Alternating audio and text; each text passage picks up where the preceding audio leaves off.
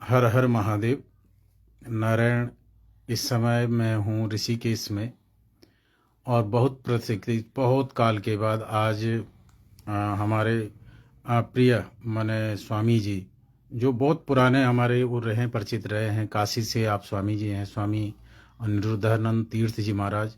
एक हमारे बड़े प्रसिद्ध हमारे गुरुदेव के सहपाठी और हमारे गुरुदेव के मित्र थे स्वामी श्री विमलानंद तीर्थ जी महाराज। बहुत ही विद्वान और बहुत ही अद्वितीय विद्वान और ब्रह्मवेता महापुरुष थे। उनकी शिष्य परंपरा मैंने उनके ही शिष्य साक्षात शिष्य स्वामी श्री अनिरुद्धानंद तीर्थ जी महाराज हैं। महाराज जी का भी जीवन बाल्यकाल से ही वेदांत की गलियों में गुजरा है, काशी की गलियों में गुजरा है, वेदांत का अध्ययन। और स्वामी जी का नित्य निरंतर साधना पथ पे ही चलते रहते हैं। आज स्वामी जी बड़े दुर्लभ दर्शन मुझे हुए और मैं चाहता हूं कि आप लोग भी इस दुर्लभ दृश्य और दुर्लभ दर्शन का लाभ लें। मैं स्वामी जी से कुछ विषय पूछना चाहूँगा। स्वामी जी, ओम नमो नारायणाय। स्वामी जी प्रणाम आपको।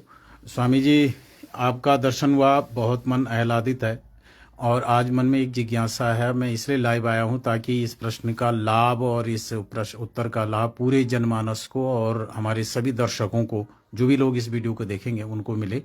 स्वामी जी, अन्य धर्मों में जैसे देखा जाता है, अन्य धर्म नहीं कहूँगा, अन्य जो धार्मिक जैसे दिखने वाले दुनिया में बहुत सारे लोग हैं, जैसे ईसाई हैं, मुस्लिम हैं, बौद्ध हैं और जैन हैं और भी बहुत से यहूदी हैं और भी बहुत सारे लोग हैं। इनके यहाँ एक परंपरा है कि ये ईश्वर को एक मानते हैं और इनके यहाँ एक बड़ी जबरदस्त व्यवस्था है कि ये लोग धर्मांतरित भी लोगों को कर सकते हैं। लेकिन सनातन धर्म में धर्मांतरित नहीं होता है और हम लोग ब्रह्म को सर्वत्र मानते हैं, सर्व वस्तु को ही ईश्वर मानते हैं, सर्व ईश्वर वस्तु ब्रह्म के विभिन्न चरणों के भेद मानते हैं, जैसे हिरण्यगर्भ या ईश्वर, और फिर उसके बाद ब्रह्म आदि मानते हैं, अवतार मानते हैं। तो इन विषय में ये मानना है कि मेरा ये प्रश्न है आपसे कि कौन सी परंपरा दृढ़ है और कौन सी परंपरा बहुत ही सुदृढ़ है, जिस परंपरा को मान करके जीव मोक्ष के मार्ग में निष्कंटक रूप से जा सकता है और जन्म जन्मांतरों के जो उसके संस्कार हैं, उन संस्कारों का प्रक्षालन कर सकता है। स्वामी जी। वागीसाद्याः सुमनसः सर्वार्थानामुपक्रमे यं नत्वा कृतकृत्या सुप्तं नमामि गजाननम्। कहते हैं हम पंच आहुति से ये शरीर प्राप्त होता है। 5 प्रकार की आहुति होती है जी। पहले कोई वस्तु जल जाता है, सड़ जाता है, गल जाता है जी। या हवन हो जाता है जी। वो आहुति जा करके आकाश में बादल से परिणत होकर के वर्षा होती है। जी। वर्षा से वो जीव आता है और वो वृक्षों में जाके फल पुष्प आदि होता है। उसको मनुष्य पशु पक्षी आदि खाते हैं और खा करके उनके संयोग होता है तो तीसरा आहुति होती है। जी। संयोग से फिर जीव को फिर इसी प्रकार पंच आहुति से होकर के शरीर मिलता है। सनातन धर्म हमारी ऐसा है, एको ब्रह्म द्वितीय नास्ति, और इधर कहते हैं अनंत कोटि देवता, 33 करोड़ देवता हैं। जी। इसलिए भगवान एक जीव बनाए, 84 लाख जीवों में जीव ईश्वर को प्राप्त के लिए अनेक रूप बनाया गया है। जिसी प्रकार भगवान शंकर आदि के हम पूजन आदि करेंगे, जी। उनको आराधना करेंगे तो कहाँ ले जाएंगे शंकर भगवान? कैलाश में ले जाएंगे। जी। गणेश जी की आराधना करेंगे तो कैलाश ही ले जाएंगे। जी।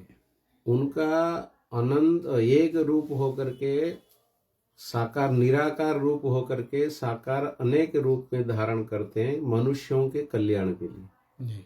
जिसी प्रकार सनातन धर्म है, अपना 5 प्रकार के पंचायत में देवताओं के पूजन किया जाता है। उसमें प्रथम गणेश होता है, दूसरा सूर्य होती है, तीसरा विष्णु होते हैं, चौथा शिव होते हैं और 5वां देवी होती है, दुर्गा या लक्ष्मी। जिसी प्रकार ये पंच तत्व से संसार पृथ्वी बना हुआ है। पंच तत्व से पृथ्वी बना हुआ, पृथ्वी तत्व के देवता गणेश है और अग्नि तत्व के देवता सूर्य है, जल तत्व के देवता नारायण है और वायु तत्व के देवता शिव है और आकाश तत्व के देवता दुर्गा भगवती।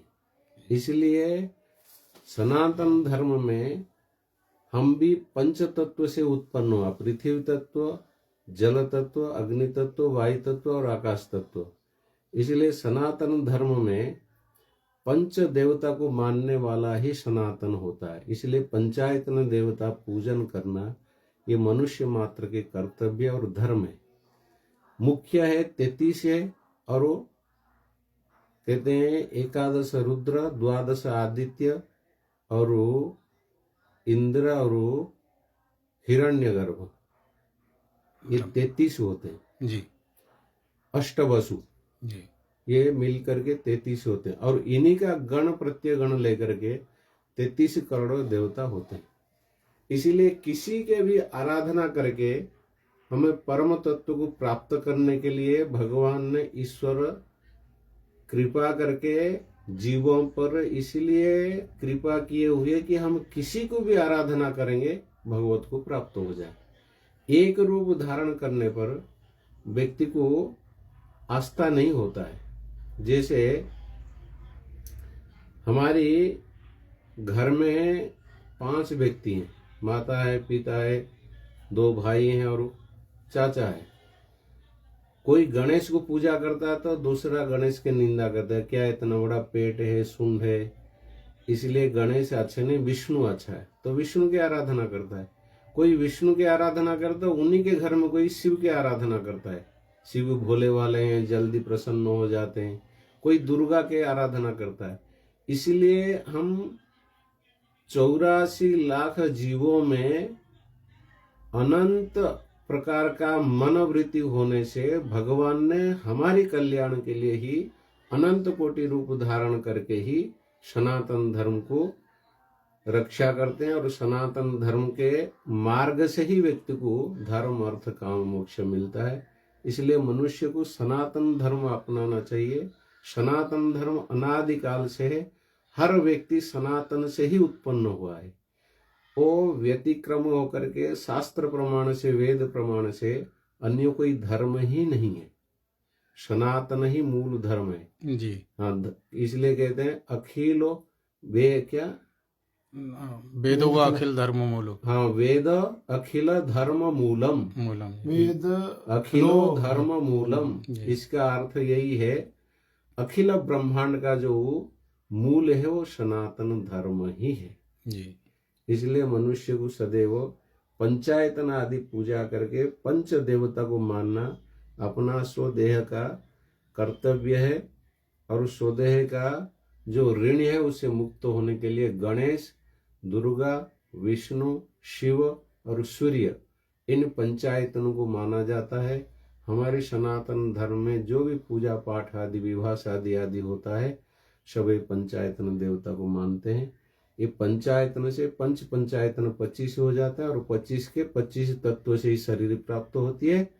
इसलिए अनंत कोटि ब्रह्मांड में 33 करोड़ देवता संचारण करके मनुष्य जीव 84 लाख जीवों के कल्याण के लिए अनंत रूप धारण किए हुए एकोहम द्वितीय नास्ति, एक होते हुए, निराकार होते हुए साकार हो जाते हैं। भगवान अनंत कोटि रूप धारण कर लेते। नारायण। स्वामी जी, एक और आखिरी प्रश्न कि क्योंकि सनातन धर्म में अनेक विधि निषेध भी हैं, मैं उन लोगों के लिए पूछना चाहता हूं जिनका यज्ञोपवीत संस्कार नहीं हुआ है समय पे, या जैसे महिलाएं हैं या अंत्यज जाति हैं, इनके लिए कोई भगवान नाम जप का विधान है कि नहीं है? अगर है तो कोई एक भगवान नाम जिसका जप करके कोई भी जीव आत्म कल्याण के पथ पे जा सके, जैसे भगवान के नाम मंत्र इत्यादि हैं जिनमें जीव मात्र का अधिकार है, वो आपके मुख से अगर आप एक बता दें तो। इसलिए हमारी उपनिषद में बताया है, कली संतापन उपनिषद में बताया कि हरे कृष्ण कृष्ण कृष्ण हरे हरे, हरे राम राम राम हरे हरे। ये नाम जप कोई भी किसी अवस्था में भी कैसा भी कर सकता है और मंत्र आदि के दीक्षा लेकर के जो परंपरा से किया जाता है उसमें अनेक विधि है। इसलिए मंत्र को जप करना उचित नहीं है। साधारण जो गायत्री आदि के मंत्र आदि उच्चारण किया जाता है, जप किया जाता है, वो विधि निषेध है उसमें, इसलिए विचार पूर्वक करना चाहिए। ये हरे राम राम राम हरे हरे, हरे कृष्ण कृष्ण कृष्ण हरे हरे, इसी मंत्र को सब जप तप कर सकते हैं। इसलिए कलियुग में बताया, कलयुग केवल नाम आधार है। कलियुग केवल नाम आधारा, उसमें बताया है कि हाँ जपस तपस तीर्थ यात्रा प्रवज्या मंत्र साधनम जी देवता आराधनम चैव स्त्री शूद्र पतना निषट। इसलिए कलियुग में ये निषिद्ध किया है। जी जपस तप ज्यादा नहीं करना चाहिए, और तीर्थ यात्रा अकेले स्त्रियों आदि को नहीं करनी चाहिए।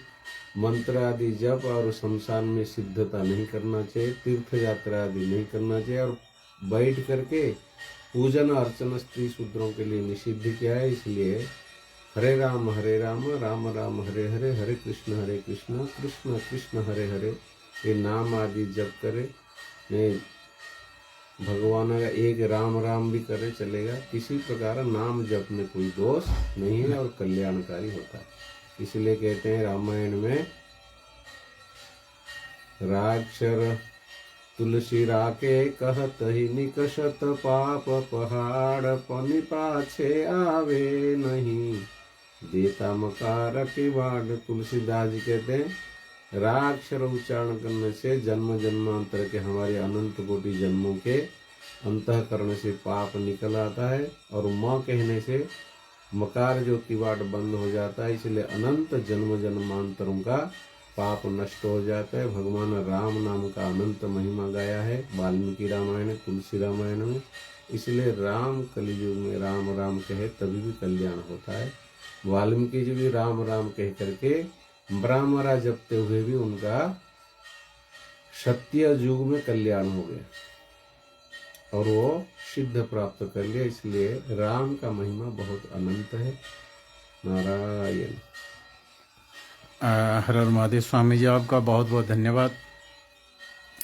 आपने हमारे जो दर्शक हैं उन लोगों को सनातन धर्म में जो ब्रह्मवाद है उसके विस्तार का एक संक्षिप्त परिचय करवाया, और एक आम व्यक्ति को जो कृत्य करना चाहिए कि भगवान नाम का संकीर्तन करना चाहिए।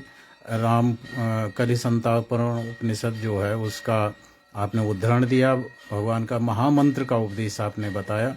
तो जो भी लोग साधना करना चाहते हैं उन्हें हरे कृष्ण कृष्ण कृष्ण हरे हरे, हरे राम राम राम हरे हरे, इसका नित्य निरंतर पाठ करना चाहिए, जप करना चाहिए। नारायण, सबसे पहले आप लोग इस विषय में, क्योंकि स्वामी जी से मैं पूछ नहीं पाया, लेकिन फिर भी मुझे जो जानकारी मैं आपको साथ शेयर करना चाहूँगा कि ये इस मंत्र में जब आप जप करते हैं तो इसमें भगवान का 16 बार नाम जप हो जाता है, और इसलिए इसका अगर कोई व्यक्ति एक माला जप करता है तो वो 1600 बराबर जप हो जाता है।